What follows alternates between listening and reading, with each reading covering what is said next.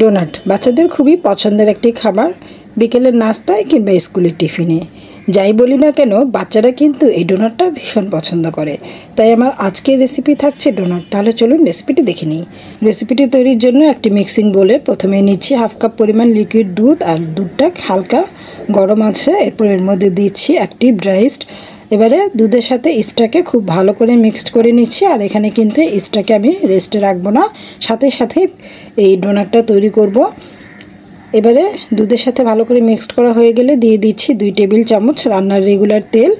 আরও দিচ্ছি একটি ডিম, আর ডিমটা কিন্তু অবশ্যই রুম টেম্পারেচারে হতে হবে। আর ফ্রিজে থাকলে ডিমটাকে 30 মিনিট আগে বের করে তারপর এখানে ব্যবহার করতে হবে।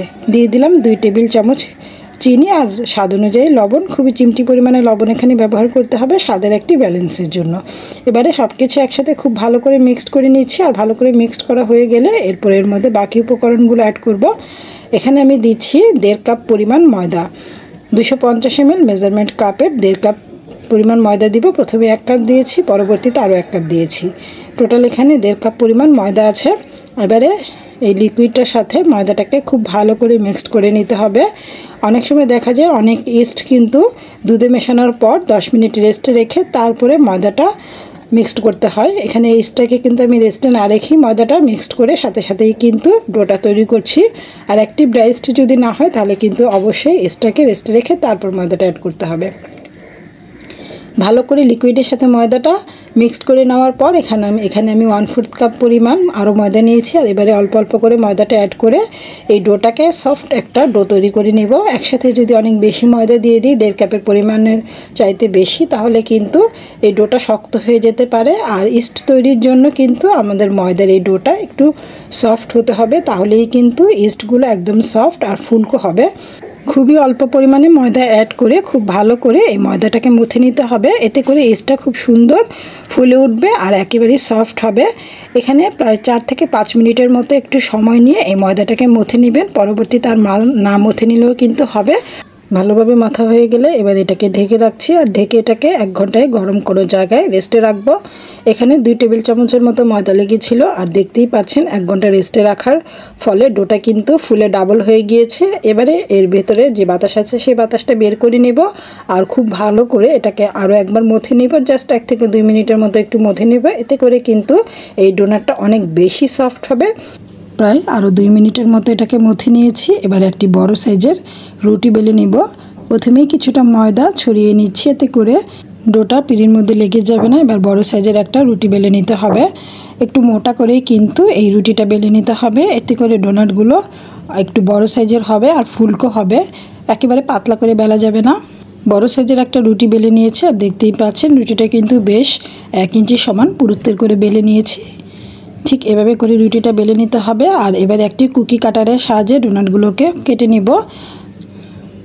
প্রথমেই কুকি কাটারের সাহায্যে ডোনাটগুলোকে কেটে নিয়েছি। আর মাঝখান দিয়ে যে কোনো একটা মুখার সাহায্যে, ছোট একটা মুখার সাহায্যে মাঝখান দিয়ে কেটে নিলেই হবে। তাহলে এটা ডোনাটের শেপ তৈরি হয়ে যাবে। দেখতেই পেলেন ডোনাট কাটার ছাড়াই কিন্তু খুব সহজে এই ডোনাটগুলোকে ডোনাটের শেপ দিয়ে দিলাম। একইভাবে সবগুলো ডোনাট আমি কেটে নেব। আর ডোনাটগুলো কাটার পর একটি ট্রেতে সামান্য একটু ময়দা ছিটিয়ে নিয়ে তার উপর রেখে দিতে হবে। এতে করে ডোনাটগুলো লেগে যাবে না। আর একটি কিচেন টাওয়েল দিয়ে ডোনাটগুলোকে ঢেকে 10 মিনিটের মতো রেস্টে রাখতে হবে। তাহলে কিন্তু ডোনাটগুলো ফুলে একেবারে ডাবল হয়ে যাবে। আর এক্সট্রা যে ডোগুলো থাকবে সেগুলো দিয়ে আবারও রুটি বেলে ডোনাটগুলো তৈরি করে নেব। আবার কেউ চাইলে ডোনাট কাটার দিয়েও এই ডোনাটগুলো কেটে নিতে পারেন। আমি বাকি ডোটা দিয়ে রুটি বেলে নিয়েছি। আর ছোটো সাইজে যেই ডোনাট কাটারটা ছিল আমার কাছে, সেটা দিয়ে আমি বাকি ডোনাটগুলো কেটে নিলাম। দেখতেই পাচ্ছেন ডোনাট কাটার দিয়েও কিন্তু খুব সহজে আপনি ডোনাটের শেপটা দিয়ে নিতে পারবেন। আর ডোনাট কাটার না থাকলেও কীভাবে ডোনাটের শেপটা দিয়ে দিবেন সেটাও কিন্তু আমি দেখিয়ে দিয়েছি। একই প্রসেসে সবগুলো ডোনাট আমি তৈরি করে নিয়েছি। আর তৈরি করার পর এটাকে 10 মিনিটের মতো আমি রেস্টে রেখেছিলাম। এখানে আমি বেকিং পেপারের উপরে ডোনাটগুলো রেখে তারপর একটা টিস্যু দিয়ে ঢেকে 10 মিনিটের জন্য রেস্টে রেখেছি। আর ডোনাটগুলো কিন্তু ফুলে একেবারেই ডাবল হয়ে গিয়েছে, দেখতেই পাচ্ছেন। এইভাবে করে ডোনাটটা তৈরি করলে ডোনাটগুলো একদম সফট হবে আর একদম ফুলকো হবে। এবারে চলে যাচ্ছি আমি ডোনাটগুলোকে ফ্রাই করার জন্য। সেজন্য একটি প্যানে পর্যাপ্ত পরিমাণ তেল নিয়ে তেলটাকে খুব ভালোভাবে গরম করে নিতে হবে। তেলটা গরম হওয়ার পর চুলার আঁচটা একেবারেই লো করে দিয়েছি। লো করে দিয়ে তারপর আমি ডোনাটগুলো একে একে দিয়ে দিচ্ছি। গুলো দেওয়ার আগে তেলটা যেন অনেক বেশি গরম না হয়ে যায়, ওভার হিটেড না হয়ে যায়, সেটাও কিন্তু খেয়াল রাখতে হবে। তেলটা যদি ওভার হিটেড থাকে তখন কিন্তু দেখা যাবে যে এই ডোনাটগুলো পুড়ে যাবে আর ভেতরে কাঁচা থেকে যাবে, খেতে কিন্তু একটুও ভালো লাগবে না। আর ডোনাটগুলো দেওয়ার পর প্যানের হাতাটা ধরে আমি একটু ঘুরিয়ে দিচ্ছি, এতে করে উপরেও তেলটা উঠে আসবে। আর ডোনাটটা এক পাশ হওয়ার পর উল্টে দিচ্ছি। অনেক বেশি কালচে করে ভাজা যাবে না, হালকা করে ভেজে নিলেই হবে।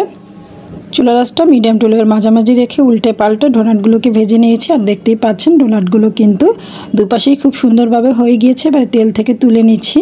তেল থেকে তুলে একটা টিস্যু পেপারের উপরে রাখছি, এতে করে এক্সট্রা যে তেলটা আছে সেটা টিস্যু পেপারটা শুষে নিবে। আর একই প্রসেসে বাকি যে ডোনাটগুলো আছে সেগুলো আমি ভেজে নিচ্ছি। এখানে আমি ডোনাটের চকলেটটা তৈরি করার জন্য নিয়েছি 1/4 কাপ পরিমাণ আইসিং সুগার, নিয়েছি 1.5 চা চামচের মতো কোকো পাউডার, আর এখানে আমি লিকুইড দুধ নিয়েছি। লিকুইড দুধটা হালকা গরম অবস্থায় আছে, সেটা 2-3 চামচের মতো দিয়ে ভালো করে মিক্সড করে নিলেই তৈরি হয়ে গেল চকলেট। আর এবারে চকলেটের মধ্যে ডোনাটগুলোকে ডিপ করে নিলেই তৈরি হয়ে যাবে চকলেট ডোনাট। আর দেখতেই পাচ্ছেন ডোনাটগুলো কতটা চমৎকার হয়েছে। ডোনাটটা আপনারা বাচ্চাদেরকে স্কুলের টিফিনে কিংবা বিকেলের নাস্তায় সার্ভ করতে পারেন। আশা করছি আজকের এই ডোনাটের রেসিপিটা সবাই ভালো লেগেছে। ভালো লাগলে চ্যানেলটি সাবস্ক্রাইব করে রাখার অনুরোধ রইল। সবাইকে ধন্যবাদ জানিয়ে আজকের মতো এখানেই বিদায় নিচ্ছি। সবাই ভালো থাকুন, সুস্থ থাকুন। আল্লাহ হাফিজ।